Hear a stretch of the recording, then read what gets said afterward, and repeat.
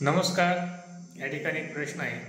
144 चौरस मीटर क्षेत्रफळाच्या चौरसाकृती मैदानाच्या फक्त दोन्ही बाजूंनी तारेचे 3 पदरी कुंपण घालण्यासाठी एकूण किती लांबी लागेल?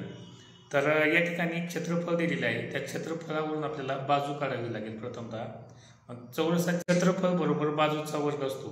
चौरसाच्या चारही बाजू समान लांबीच्या असतात. 144 ही संख्या कोणत्या संख्येचा आहे ते जर आपण शोधले तर आपल्याला बाजू मिळेल. तर आपल्या लक्षात येईल की 144 ही 12 या संख्येचा वर्ग आहे. चौरसाची बाजू असेल 12 मीटर. चौरसाच्या आपल्याला दोन बाजूंना फक्त 3 पदरी कुंपण घालायचं आहे. मग एका बाजूला 3 पदरी म्हणजे 12×36 आणि दुसऱ्या बाजूला 3 पदरी म्हणजे 12×36 म्हणजे एकूण 36 अधिक 36 जर केलं तर 72 मीटर लांबीची तार आपल्याला त्या ठिकाणी लागणार आहे.